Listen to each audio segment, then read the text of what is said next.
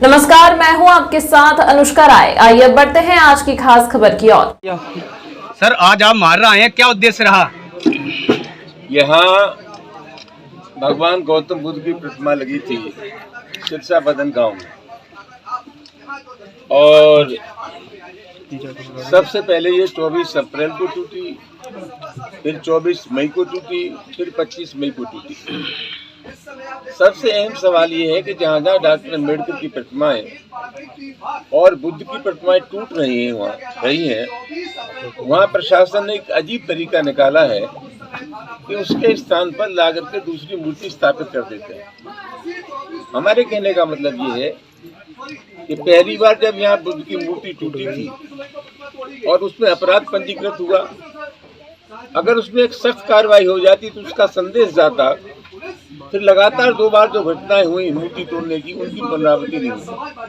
तो ये बहुत गंभीर मामला है, और गंभीर मामला इस सेंस में है कि पुलिस से अपेक्षा की जाती है कि पुलिस कार्रवाई करे।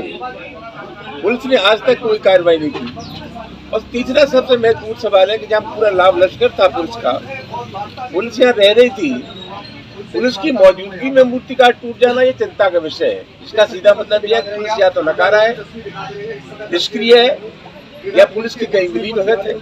तो कुल मिलाकर के जिस तरह की ताबड़तोड़ घटनाएं हो रही है मूर्तियों के तोड़ने की, बहुत चिंताजनक है। और मैं ऐसा मानता हूँ कि उत्तर प्रदेश में अपराधियों की बाहर से आ गई है, और वो अपराधी ऐसा समझते हैं कि उत्तर प्रदेश की जो सरकार है, हमारे दिल की सरकार है, मन की सरकार है, हमारे मिजाज की सरकार है, इसलिए अपराधों पर अंकुश नहीं लग रहा है।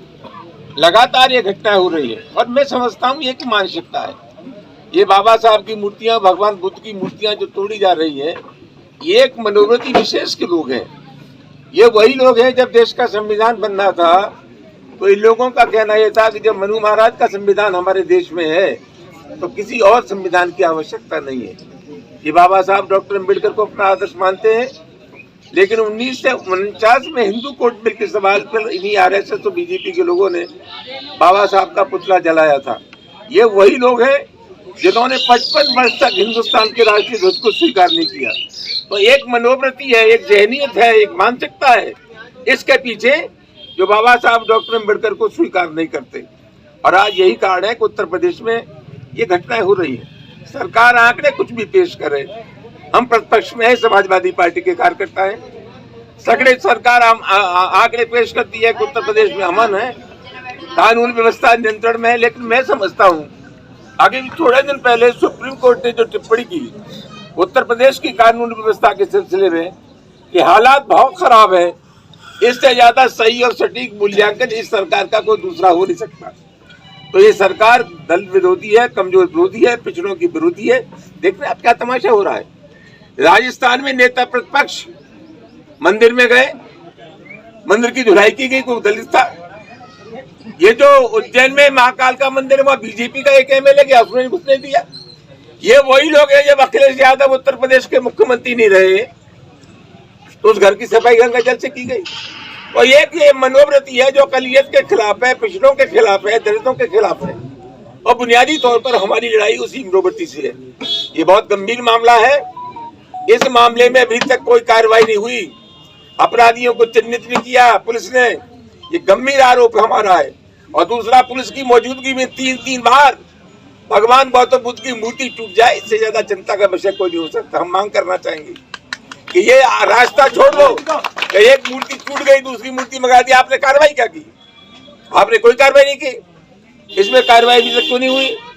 तमाम अपराध अज्ञात में लिखे जाते हैं, पुलिस उनका पर्दाफाश करती है, और 3 बार मूर्ति टूट जाए पुलिस के रहते हुए, बहुत चिंता का विषय है। जो दोषी पुलिसकर्मी हैं उनके खिलाफ प्रभावी कार्रवाई होनी चाहिए, और जो मूर्ति तोड़ने के लिए जिम्मेदार हैं उनके खिलाफ सख्त कार्रवाई हो। हम ऐसा चाहते हैं। क्या आश्वासन दिया गया है सर ग्रामीणों को आपके द्वारा? मैं आपके सामने बोल तो रहा हूँ, जो लोग आए हैं, हम तो हालात की जानकारी करने के लिए। यहाँ ऐसो है क्या वहाँ के सुनाइए, सीओ है यहाँ, सीओ को दोनों बुलवा दो। तो भैया नहीं ढूंढ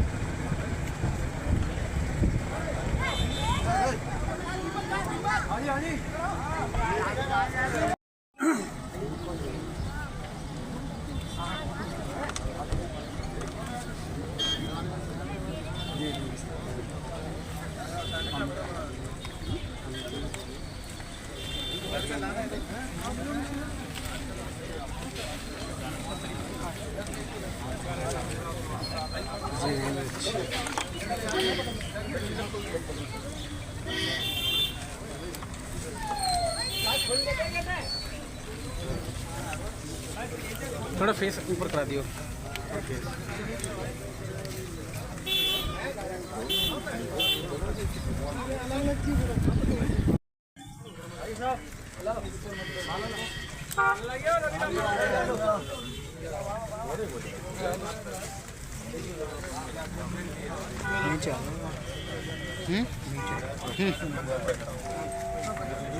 एक मिनट जा सामने देखा, एक मिनट।